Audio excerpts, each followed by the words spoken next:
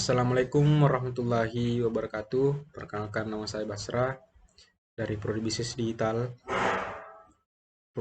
NIM 09115813200004. Di sini saya dari perwakilan kelompok 5 akan mempresentasikan PowerPoint saya yang berjudul Konsep Iptek dan Peradaban Islam. Mungkin kita langsung saja ke materinya. Nah, di sini pada pokok pembahasan ada 4 poin. Yang pertama, mengenai pengertian iptek dan sani. Yang kedua, paradigma hubungan agama iptek dan sani. Ketiga, integrasi agama iptek. Kemudian, iptek sebagai peradaban Islam. Nah, di sini apa sih yang dimaksud dengan iptek? Dari definisi iptek, iptek adalah singkatan dari ilmu pengetahuan dan teknologi. Nah, di sini ada pengertian ilmu dan teknologi, yaitu yang pertama adalah ilmu, adalah pengetahuan yang sudah diklasifikasi, diorganisasi, disistemasi, dan diinterpretasi menghasilkan kebenaran objektif, sudah diuji kebenarannya dan dapat diuji secara ilmiah. Kata ilmu dengan berbagai bentuknya terulang 854 kali dalam Al-Quran. Kata ini digunakan dalam arti proses pencapaian pengetahuan dan objek pengetahuan. Kemudian teknologi. Teknologi adalah terapan atau aplikasi dari ilmu yang dapat ditunjukkan dalam hasil nyata yang lebih canggih dan dapat mendorong manusia untuk berkembang lebih maju lagi.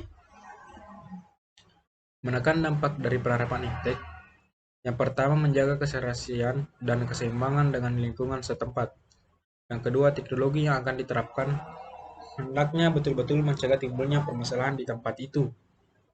Yang ketiga, memanfaatkan seoptimal mungkin segala sumber daya alam dan sumber daya manusia yang ada. Di sini ada dua jenis pengetahuan pada manusia. Yang pertama dari luar manusia, ialah wahyu yang hanya diyakini bagi mereka yang beriman kepada Allah Subhanahu wa taala. Ilmu dari wahyu yang diterima dengan yakin, sifatnya mutlak.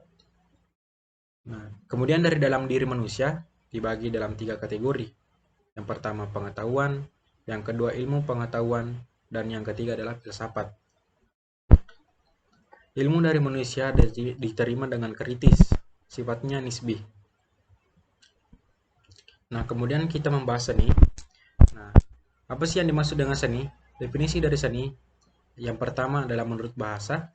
Seni berasal dari kata seni Sanskerta yang berarti pemujaan, persembahan, dan pelayanan. Kata tersebut berkaitan erat dengan upacara keagamaan yang disebut kesenian. Seni berasal dari bahasa Belanda geni, dalam bahasa Latin disebut genius. Artinya kemampuan luar biasa yang dibawa sejak lahir. Menurut para ahli.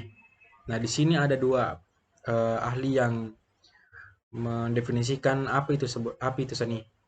Yang pertama, menurut Everyman Encyclopedia, seni adalah segala sesuatu yang dilakukan orang bukan atas dorongan kebutuhan pokoknya, melainkan karena kehendak kemewahan, kenikmatan, ataupun kebutuhan spiritual. Yang kedua, Ki Hajar Dewantara berpendapat, seni adalah perbuatan manusia yang timbul dari hidupnya, perasaan, dan bersifat indah sehingga dapat menggetarkan jiwa perasaan manusia. Kemudian, Islam juga memiliki pandangan tentang seni, yaitu Allah berfirman, maka apakah mereka tidak melihat ke langit yang ada di atas mereka, bagaimana kami meninggikannya dan menghiasinya, dan tiada baginya sedikit pun retak-retak. Quran surah ke-50 ayat 6. Kemudian di sini juga ada sebuah hadis, yaitu sesungguhnya Allah Maha Indah, menyukai keindahan, sedangkan sombong adalah sikap menolak kebenaran dan meremehkan orang lain.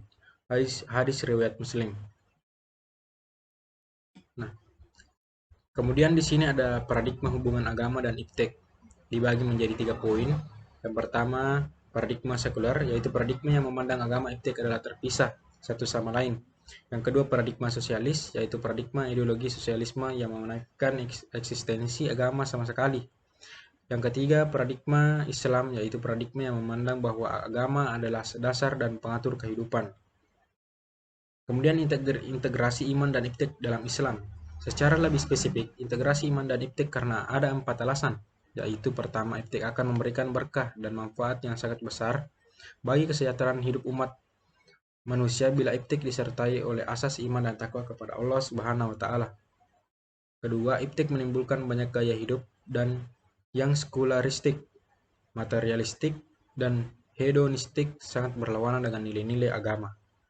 Ketiga, manusia tidak hanya membutuhkan iptek namun juga iman. Penekanan pada salah satunya hanya akan menyebabkan kehidupan menjadi pincang dan berat sebelah dan menyalahi hikmat kebijaksanaan Tuhan. Keempat, iman menjadi landasan dan dasar paling kuat yang akan mengantar manusia menggapai kebahagiaan hidup. Kemudian dalam semua itu, tanpa iman dan upaya mencari ridho Tuhan hanya akan menghasilkan fata morgana yang tidak menjanjikan apa-apa selain bayangan palsu. Iptek sebagai peradaban Islam.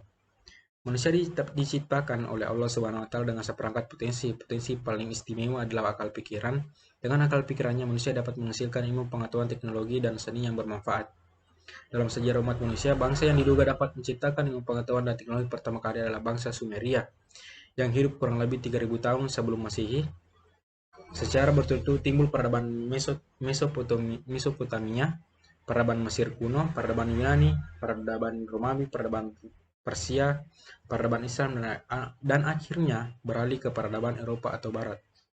Pada masa Nabi Muhammad SAW, Khulafa Rasyidin dan Bani Umayyah, ilmu yang berkembang adalah ilmu-ilmu keagamaan seperti ilmu Al-Quran, ilmu hadis, ilmu kalam, ilmu fikih, ilmu tasawuf, dan ilmu tata bahasa Arab.